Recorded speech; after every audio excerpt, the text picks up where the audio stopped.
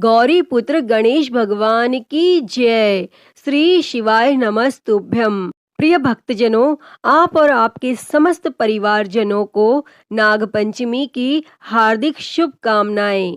प्रिय भक्तजनों, आज हम इस वीडियो में 5 नाग कन्याओं की और नाग पंचमी की अमर कथा को सुनेंगे, जिसको सुनने से कभी भी नाग के डसने का भय नहीं रहता और घर हमेशा धन धान्य से भर जाता है और मनुष्यों के सभी संकट कट जाते हैं तथा मनोकामनाओं की पूर्ति होती है। तो आइए सुनते हैं। तो आप सभी भक्तजन पूरी श्रद्धा, ध्यान पूर्वक और प्रसन्नचित्त मन से इन कथाओं को पूरा अवश्य सुनिएगा। तो सभी प्रेम से बोलिए श्री शंकर पार्वती भगवान की जय, सर्व देवी देवता की जय। एक समय की बात है, एक बार भगवान शिव जी और माता पार्वती जी सरोवर में जल क्रीड़ा कर रहे थे और उस समय संयोगवश भगवान शिव जी का वीर्य स्खलन हो गया। तब उसी समय भगवान शिव जी ने अपने वीर्य को पत्ते पर रख दिया और उस वीर्य से 5 कन्याओं का जन्म हुआ।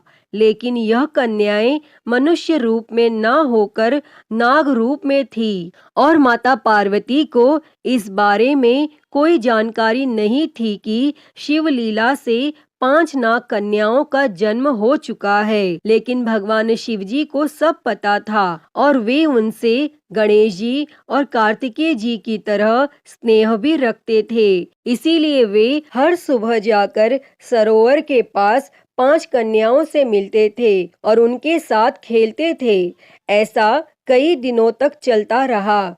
फिर एक दिन माता पार्वती को शक हुआ कि आखिर महादेव इतनी सुबह कहाँ चले जाते हैं। इसलिए उन्होंने तय किया कि वह इस रहस्य को जानकर ही रहेंगी।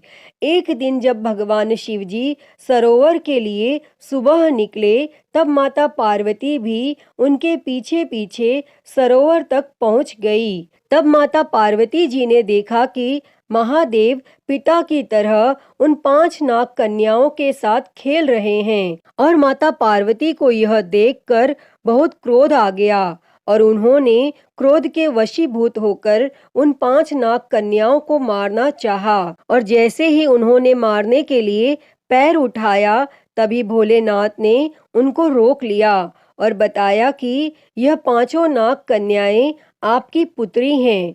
तब महादेव की इस बात से माता पार्वती आश्चर्यचकित होकर देखने लगी और फिर नाग कन्याओं ने देवी पार्वती को कन्याओं के जन्म की कथा सुनाई और शिवजी की कथा सुनकर माता पार्वती जी जोर जोर से हंसने लगी। और शिवजी की इन नाग कन्याओं का नाम जया, विशर, शामिलवारी, देव और दोतली है। और भगवान शिवजी ने अपनी पुत्रियों के बारे में बताते हुए कहा कि जो भी सावन मास के शुक्ल पक्ष की पंचमी यानी नाग पंचमी के दिन इन नाग कन्याओं की पूजा करेगा, उनके परिवार को सर्प दंश का भय नहीं रहेगा और साथ ही इन देवियों की कृपा से घर में कभी भी धन धान्य की कमी नहीं रहेगी। और यही कारण है कि सावन कृष्ण पंचमी और सावन शुक्ल पंचमी के दिन इन 5 नाग कन्याओं की पूजा की जाती है। तो सभी प्रेम से बोलिए पंचनाग कन्याओं की जय, श्री शंकर पार्वती भगवान की जय। प्रिय भक्तजनों, आइए अब सभी मनोकामनाओं को पूरी करने वाली नाग पंचमी की सबसे दुर्लभ अमर कथा को सुनते हैं। तो सभी प्रेम से बोलिए श्री शंकर पार्वती भगवान की जय। पौराणिक कथा के अनुसार प्राचीन काल में एक सेठ जी के 7 पुत्र थे। 7 के विवाह हो चुके थे।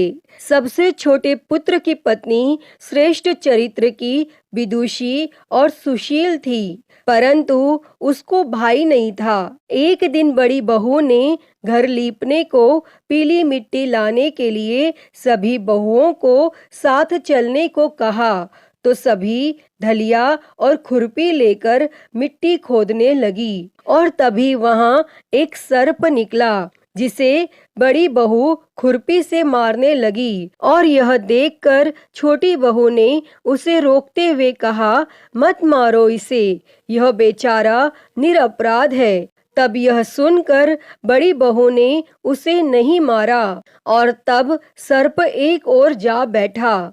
तब छोटी बहू ने उससे कहा, हम अभी लौटकर आती हैं, तुम यहाँ से जाना मत।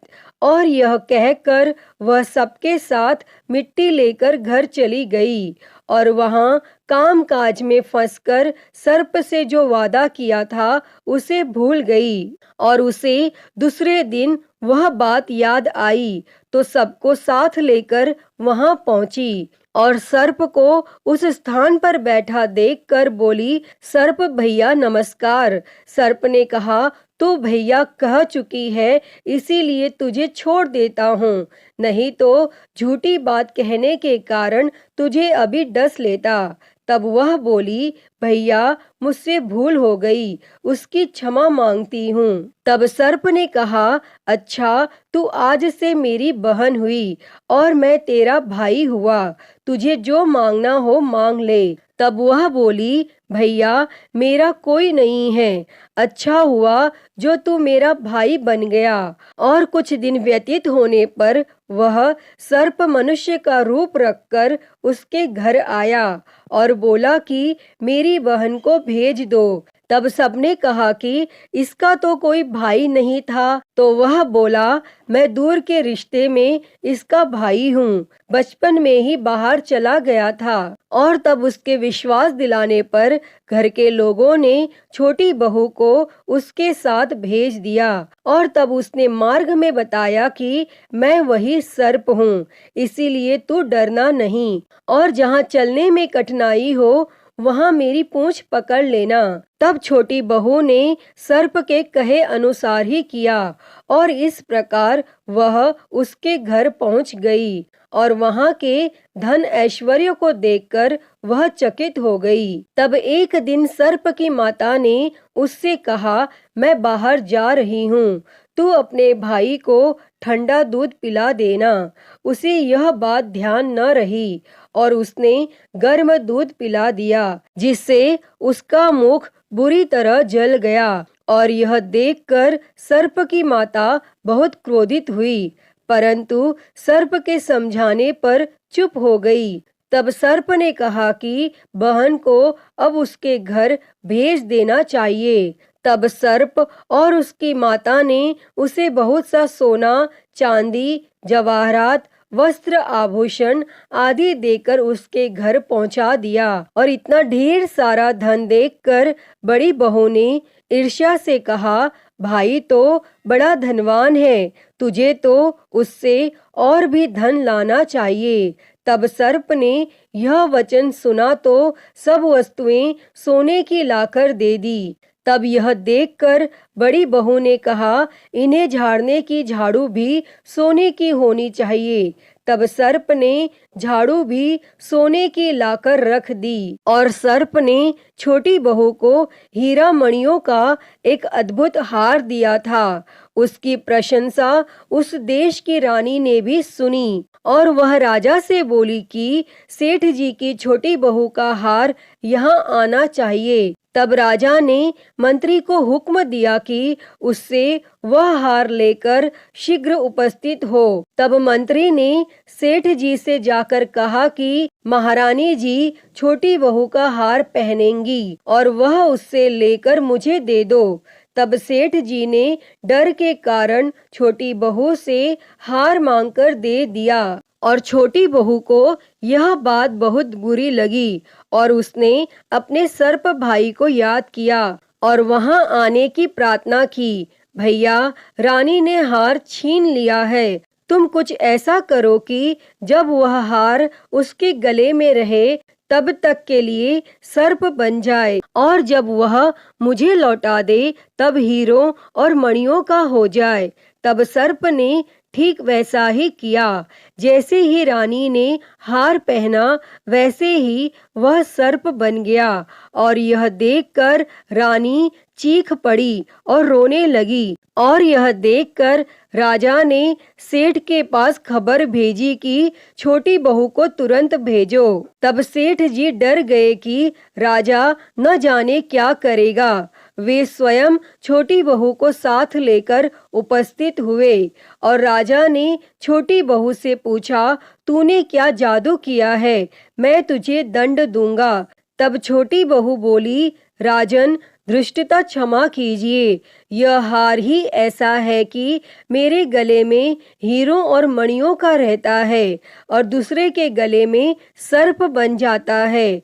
तब यह सुनकर राजा ने वह सर्प बना हार उसे देकर कहा, अभी पहनकर दिखाओ। तब छोटी बहू ने जैसे ही उसे पहना वैसे ही हीरो मणियों का हो गया। तब यह देखकर राजा को उसकी बात का विश्वास हो गया और उसने प्रसन्न होकर उसे बहुत सी मुद्राएं भी पुरस्कार में दी और छोटी बहू अपने हार और धन सहित घर लौट आई। और उसके धन को देखकर बड़ी बहू ने ईर्ष्या के कारण उसके पति को सिखाया कि छोटी बहू के पास कहीं से धन आया है। और यह सुनकर उसके पति ने अपनी पत्नी को बुलाकर कहा, ठीक ठीक बता कि यह धन तुझे कौन देता है। तब वह सर्प को याद करने लगी और तब उसी समय सर्प ने प्रकट होकर कहा, यदि मेरी धर्म बहन के आचरण पर संदेह प्रकट करेगा तो मैं उसे डस लूंगा। और यह सुनकर छोटी बहू का पति बहुत प्रसन्न हुआ और उसने सर्प देवता का बड़ा सत्कार किया और उसी दिन से नाग पंचमी का त्योहार मनाया जाता है और स्त्रियां सर्प को भाई मानकर उसकी पूजा करती हैं। अतः हे नाग देवता जी, इस कथा को कहते, सुनते और हुंकारा भरते सभी पर अपनी कृपा बनाए रखना। तो सभी प्रेम से बोलिए, नाग देवता की जय। प्रिय भक्तजनों, आइए अब सुनते हैं सभी मनोकामनाओं को पूरी करने वाली अगली कथा। तो सभी प्रेम से बोलिए, श्री शंकर पार्वती भगवान की जय, सर्व देवी देवता की जय। सावन का महीना था। भगवान भोलेनाथ और माता पार्वती जी कैलाश पर्वत पर बैठकर सबको पृथ्वी पर देख रहे थे।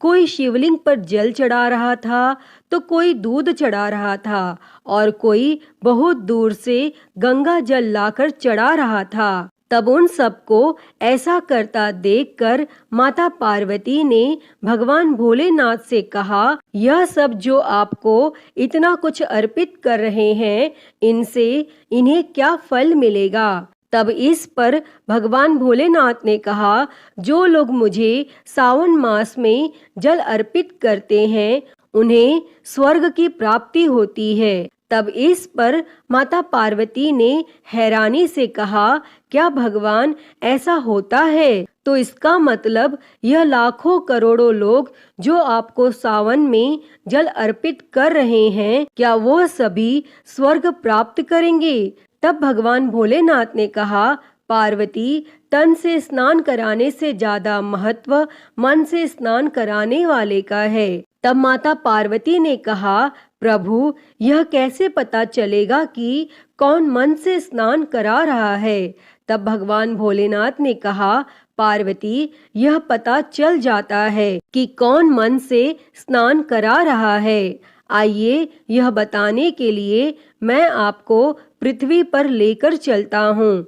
तब भगवान भोलेनाथ ने खुद को एक कुरूप कुष्ठ रोगी बना लिया और माता पार्वती को एक सुंदर साधारण स्त्री का रूप दे दिया और वह दोनों एक शिव मंदिर के बाहर बैठ गए और वहां से हर गुजरने वाले को माता पार्वती कहती कि मेरे पति एक कुष्ठ रोगी हैं, मैं इन्हें पीठ पर उठाकर यहाँ पर लाई हूँ। सुना है इस शिव मंदिर की बहुत मान्यता है।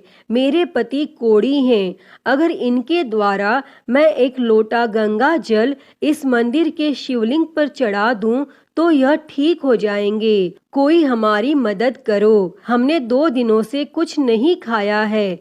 मैं बहुत थक गई हूँ। और जो भी कोढ़ी को देखता उससे घिन करता और वहां से चला जाता, या फिर सुंदर स्त्री को देखकर कहता, तुम इतनी सुंदर हो, इस कोढ़ी के साथ क्यों रहती हो? चलो हमारे साथ चलो। और देखते देखते शाम हो गई और किसी ने भी उनकी मदद नहीं की। तभी वहां एक गरीब मजदूर आया और माता पार्वती को देखकर बोला, बताइए आपको क्या काम है?